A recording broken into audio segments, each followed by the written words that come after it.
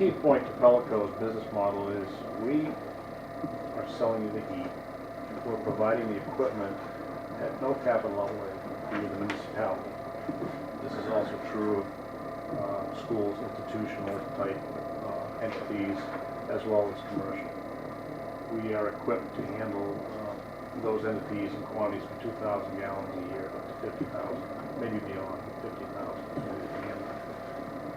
This particular building looks like it's around 2,000 gallons.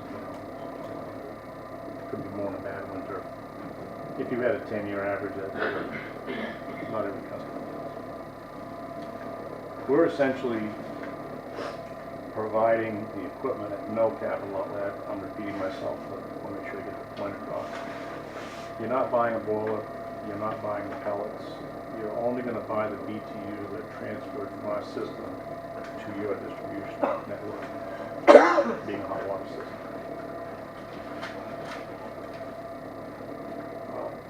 What does that mean in terms of billing? It means that you're going to save because you're only going to pay for the energy you use. You're not going to pay for the efficiency loss when it's changing.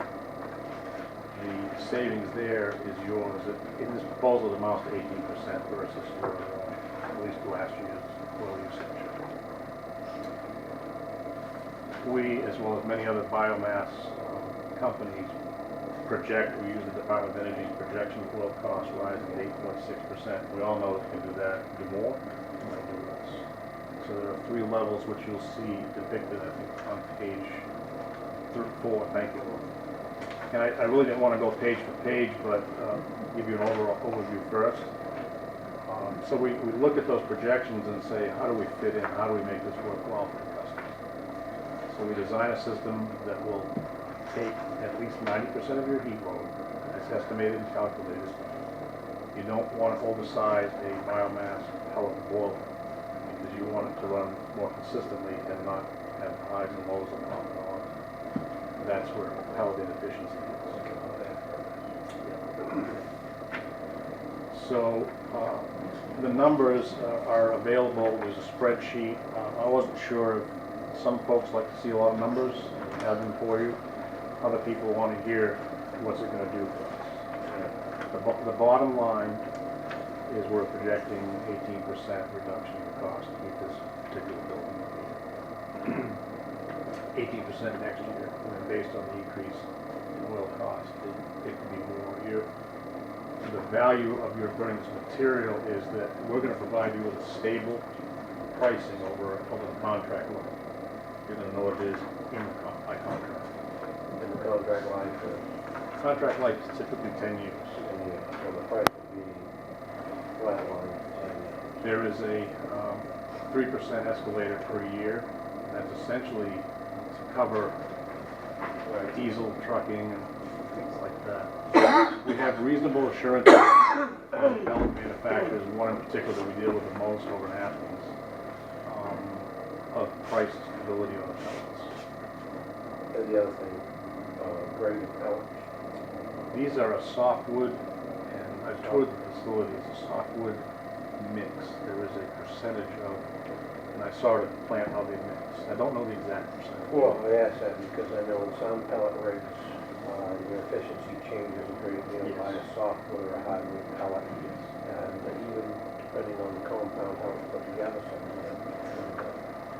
So that would just a curious factor. It's certainly very concerning. Yeah. The pellets that we are using, that we would purchase, are going to be that softwood mix. There are absolutely no other compounds added to those pellets. They're pure wood. They're created under pressure only, and that's why the ash is really benign. It makes a good fertilizer. That's another subject that we're no ash. But in the big picture, the pellet is it's an extremely efficient heat. They're giving us, in the pellet world, they're giving us 78% efficiency on our boilers, but we know it's higher. I've actually been able to calculate on 2 that we're running right now. One is 88%, the other actually came up to 92, but I'd like a little more data. all how you tune them. So all the maintenance and everything on all this equipment we came here is also taken care of? Right, we take care of the maintenance on the equipment, that's twice per year for a full,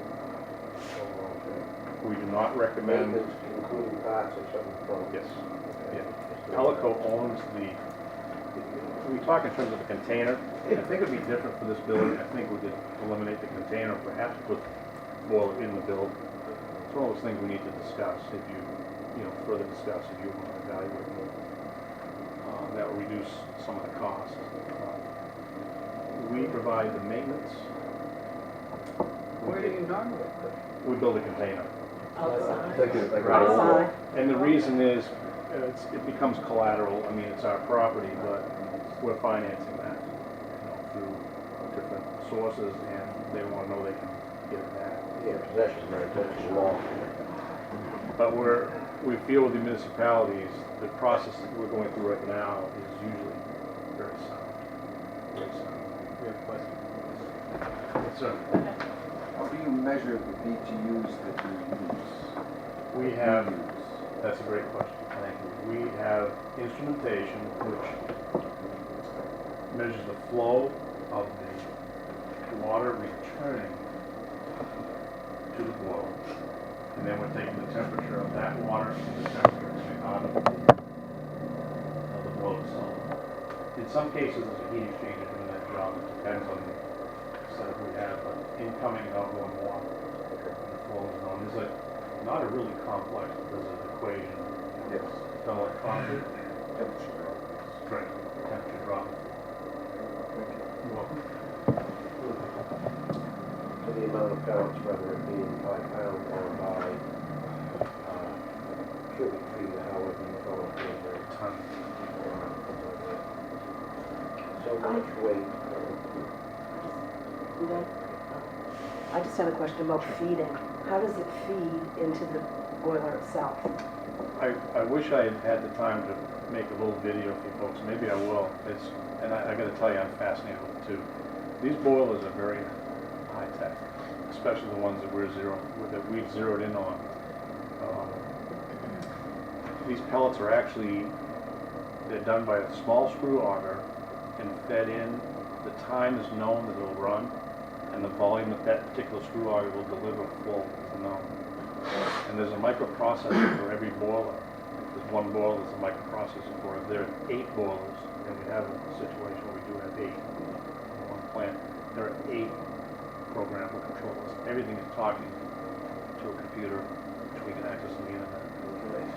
The company that manufactures the boilers that we use can actually see the boiler. They have a service that they provide to us. If something doesn't look right, they will alarm us.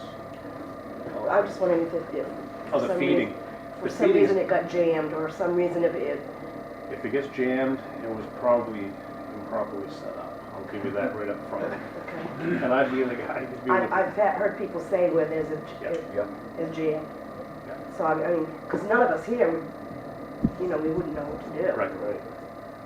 We, just to give you an example, and this is the same for my colleagues, I was in Greenville working on our new installation there, and there are 8 boilers in that room.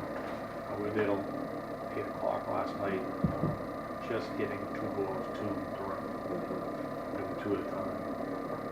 It requires careful measurement, repeating, and it helps you have a background in instrumentation and control, process control, which I do. So, like I said, everybody in our business has an area of expertise together with a strong team. Is the reservoir for the pellets, would that be inside as well?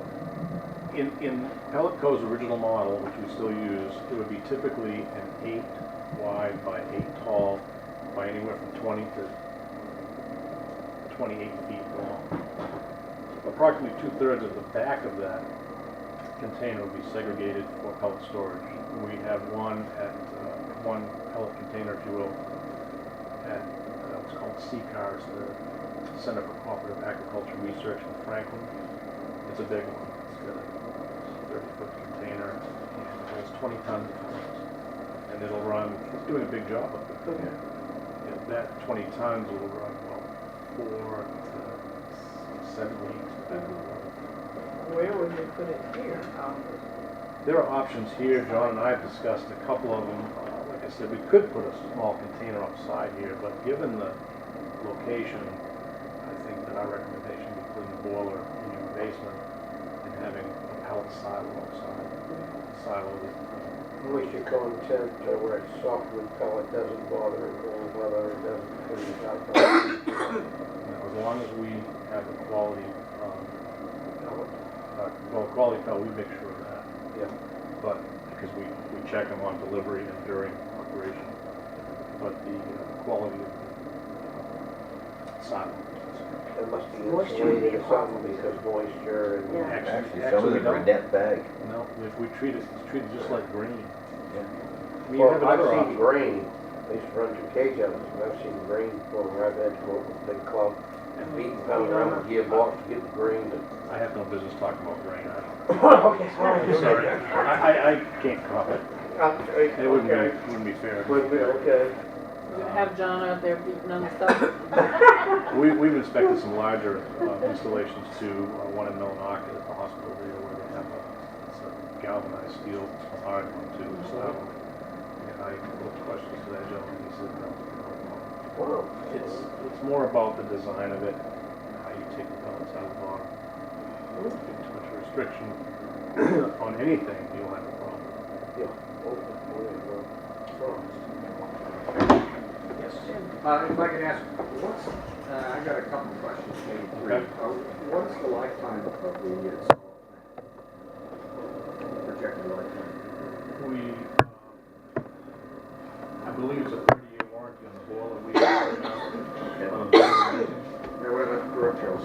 The structure itself is a steel, two-wheel steel frame with plywood walls insulated, foam insulated, and steel base.